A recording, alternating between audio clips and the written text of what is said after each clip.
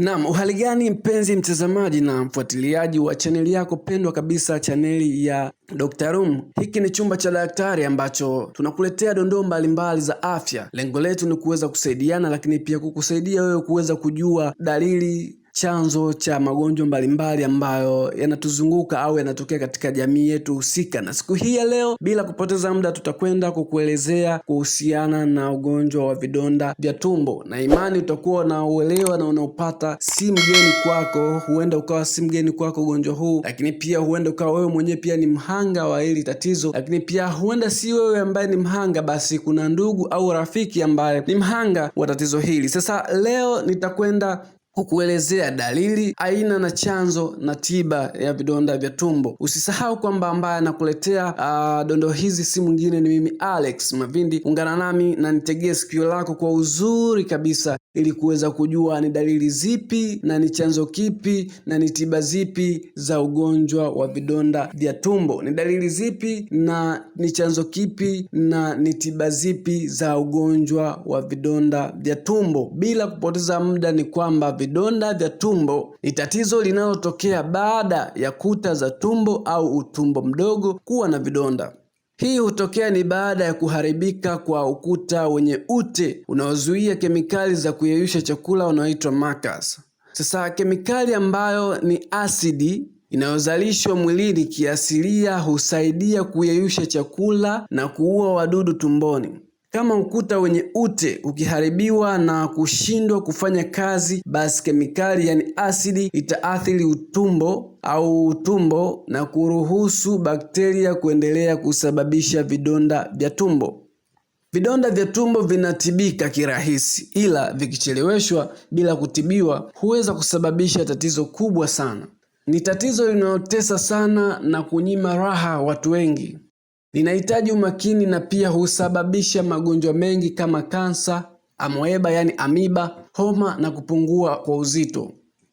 Sasa moja kwa moja tuende kwenye aina za vidonda vya tumbo. Je, unajua kuna aina ngapi za vidonda vya tumbo? Huenda ukawa unazijua, lakini pia kama hauzijui basi nisikilize mimi. Kuna aina zipatazo 2 za vidonda vya tumbo, yani peptic ulcers. Vidonda vya tumbo kubwa yani gastric ulcers, hivi ni vidonda vya tumbo vinavyotokea ndani kwenye tumbo kubwa.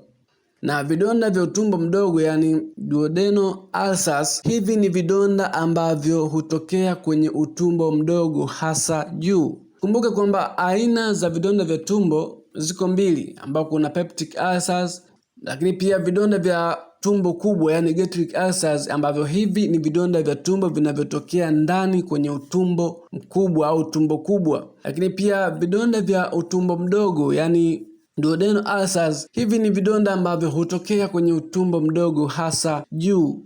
Sasa moja kwa moja twende kwenye chanzo cha vidonda vya tumbo. Unajua ni chanzo gani au ni vyanzo gani ambavyo vinaweza vikakusababishia wewe vidonda vya tumbo? Vidonda vya tumbo vina vyanzo tofauti, ili vyote ni vile vinavyohusiana na mmeng'enyo, navyo ni hivi. Vidonda vya tumbo vina vyanzo tofauti, ili vyote ni vile vinavyohusiana na mmeng'enyo, na vyanzo hivyo ni bakteria waitwao Helicobacteria. Lakini pia kuna matumizi ya dawa za kupunguza maumivu kama aspirin, NSAID, Advil, lakini na zingine nyingi. Kuwa na mawazo, hiki ni moja ya chanzo pia cha vidonda vya tumbo. Kwa unavyojikuta una mawazo mengi, unawaza labda umeachwa au kuna shida yote imetokea, ukiruhusu kuwa na mawazo mengi au ukiruhusu kuwazawaza sana, basi huenda ikakusababishia vidonda vya tumbo. Lakini pia kuna kula vyakula vinavyozalisha asidi kwa wingi. Ukiwa unapendelea sana kula vyakula ambavyo vinazalisha asidi kwa wingi, basi una uwezo pia au una hatari kubwa ya kuweza kupata vidonda vya tumbo. Lakini dalili nyingine au chanzo kingine cha vidonda vya tumbo ni kunywa pombe na vinywaji vikali. Sasa kama unajijua kwamba ni mtumiaji wa hivi vitu, ni vizuri zaidi ukaweza kuacha au ukapunguza kabisa. Lakini pia chanzo kingine ni uvutaji wa sigara. Hiki ni kimojawapo cha chanzo au vyanzo vya kuweza kusababishia wewe kuweza kupata vidonda vya tumbo. Kwa ukiwa unajijua kwamba wewe ni mtumiaji wa uvutaji wa sigara, basi ni vizuri zaidi ukaacha kabisa, ili kuweza kujiepusha katika uwezekano wa kupata vidonda vya tumbo. Lakini pia chanzo kingine ni kutokula mlo kamili au mlo kwa upangilio, kwamba wewe unakula tu kila unachokikuta basi unakula, hujui kupangilia mlo kamili. Sasa ukiwa katika hatari hiyo ya kutokujua kupangilia mlo au vyakula, unaweza ukajikuta ukaingia katika chanzo cha vidonda vya tumbo, yani ukaweza kupata vidonda vya tumbo. Sasa ni zipi dalili za vidonda vya tumbo? Je, utazijuaje kwamba hizi ni dalili za vidonda vya tumbo? Dalili za vidonda vya tumbo hujitokeza baada ya kula au kabla ya kula, ila mara nyingi wengi huwa wanazipuuzia na kuendelea kukuza tatizo. Vidonda vya tumbo vina dalili kama gastrita, ambayo ni kupata maumivu ya tumbo yanayokuwa kama ya moto, yani kuunguza baada na kabla ya kula. Kupatwa na kiungulia karibu na chembe ya moyo, hiyo ni mojawapo ya dalili za vidonda vya tumbo, kwamba kupatwa na kiungulia karibu na chembe ya moyo. Ukijihisi basi unapatwa na kile kiungulia karibu na chembe ya moyo wako, basi hiyo ni mojawapo ya dalili ya ugonjwa wa vidonda vya tumbo. Lakini pia tumbo kujaa gesi na kuvimbiwa. Ukijihisi kwamba tumbo lako kama limejaa gesi sana hivi, lakini pia umevimbiwa, basi hiyo inaweza ikawa ni mojawapo ya dalili za kuweza kupata vidonda vya tumbo. Lakini dalili nyingine ni kwamba kichefuchefu na kutapika, tena yawezekana ukatapika damu.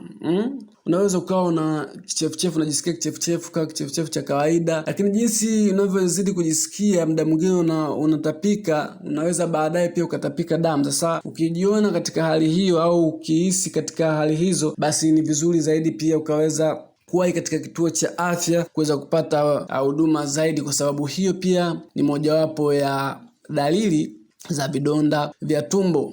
Lakini pia dalili nyingine ni kupata haja kubwa ya rangi ya kahawia au nyeusi yenye harufu mbaya sana. Pia haja yaweza kuchanganyikana na damu. Kwamba ni kupata haja kubwa ya rangi ya kahawia au nyeusi yenye harufu mbaya, lakini pia haja yaweza kuchanganyika na damu, kwamba unapoenda kujisaidia chooni au msalani, tunaweza kusema hivyo, kwamba ukijihisi unajisaidia pamoja na damu, yani unavyojisaidia na damu zinatoka katika kile kinyesi, basi ujue hiyo pia ni mojawapo ya dalili za vidonda vya tumbo. Lakini sio hiyo tu, kuna kupoteza hamu ya kula na kupungua kwa uzito. Unaweza kujihisi kwamba kipindi cha mwanzoni ulikuwa unakula vizuri, ulikuwa ukila huwezi kusikia kitu chochote au kupata na kitu chochote, lakini pia ulikuwa na uzito wako mzuri ambao haukusababishi tatizo lolote. Sasa unajikuta tu umepoteza ile hamu ya kula, lakini pia na uzito umepungua. Sasa unapoona dalili hizo, ujue hizo ni moja ya dalili za kuweza kupata vidonda vya tumbo. Lakini dalili nyingine ni kuweza kushindwa kupumua vizuri.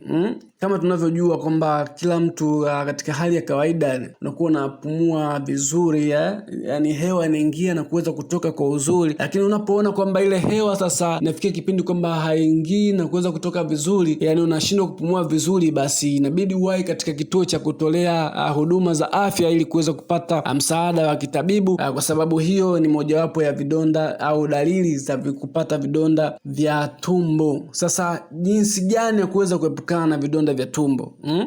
Umeweza kujua dalili, umeweza kuona vyanzo. Sasa ni jinsi gani ya kuweza kuepukana na hivi vidonda vya tumbo, kwamba unaepuka vipi kuweza kutokupata vidonda vya tumbo? Kunywa maji mengi, hiyo ni jinsi ya kuepuka ni jinsi mojawapo ya kuweza kupata vidonda vya tumbo, kwamba kunywa maji mengi. Lakini pia kama tulivyosema kule mwanzo kwamba wakati unawazawaza nini inaweza ikawa sababu au dalili mojawapo au chanzo, basi unatakiwa kupunguza mawazo. Jinsi ya kuepukana na vidonda vya tumbo, pia punguza mawazo. Fanya mazoezi, yatakupunguza pia mawazo. Kwa hiyo jitahidi kuwa unafanya mazoezi labda asubuhi, jioni ile, hata kawaida pia itakusaidia. Lakini pia punguza kuwazawaza sana. Hata kama labda mfano umetendwa au kuna kitu kibaya kimetokea, basi sawa unawaza, lakini usiwaze ile kupitiliza kiasi kwamba ikaja kukusababishia tatizo hilo.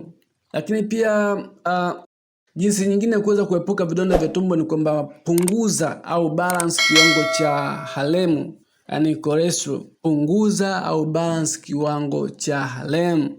Lakini pia kitu kingine ni kwamba usivute sigara, kama basi unajijua wewe ni mvutaji mzuri wa sigara, jinsi ya kuepukana na vidonda vya tumbo, au ili usiweze kupata vidonda vya tumbo, basi jiepushe na uvutaji wa sigara. Ikiwezekana basi kama huwezi kwa haraka, basi jaribu kupunguza kwa taratibu, hatimaye basi ujitahidi kuweza kuacha ili kujiepusha na vidonda hivyo vya tumbo. Lakini pia jinsi nyingine ya kuweza kuepuka vidonda vya tumbo ni kwamba punguza au acha kunywa pombe.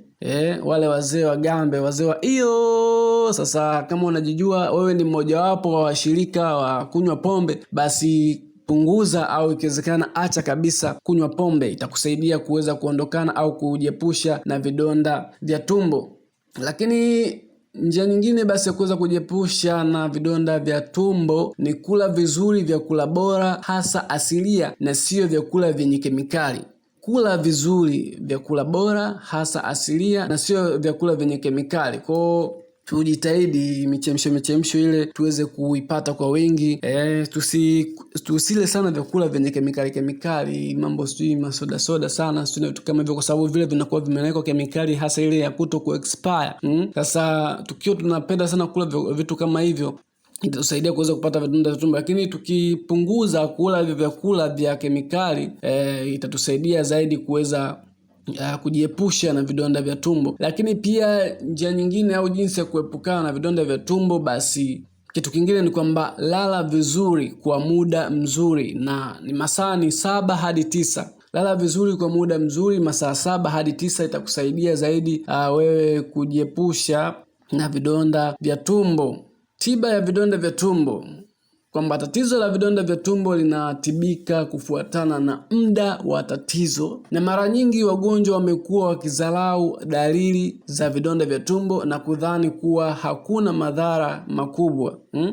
Kwamba tiba ya vidonda vya tumbo ni kwamba tatizo la vidonda vya tumbo linatibika na kufuatana na muda wa tatizo lenyewe. Lakini pia mara nyingi wagonjwa wamekuwa wakidharau dalili za vidonda vya tumbo na kudhani kuwa hakuna madhara makubwa. Bwana, ni vizuri zaidi ukiweza kuona dalili au chanzo kama vile tulivyokutajia hapo awali, ni vizuri basi ukaweza kwenda hospitali ili waweze kukusaidia vizuri na kuweza kupona kwa haraka, kwa sababu jinsi unavyochukulia poa tatizo linavyokuwa dogo, basi usishangae likakuletea madhara makubwa zaidi baadaye. Kwa hiyo ni vizuri zaidi ukaweza kutembelea au kwenda katika vituo vya afya ili uweze kupatiwa tiba mbadala kuhusiana na tatizo hilo la vidonda vya tumbo.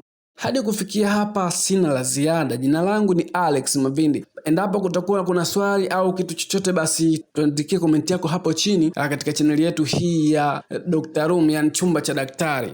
Nikuage tu na nikutakie wakati mzuri zaidi. Lakini cha kukuasa ni kwamba unapoziona dalili kama hizo, basi ni vizuri kuweza kuwahi katika kituo cha afya. Lakini pia tujiepushe basi na uvutaji wa sigara na unywaji wa pombe na vitu kama hivyo ambavyo tumevitaja humo ndani. Nikutakie siku njema, asante na kwaheri.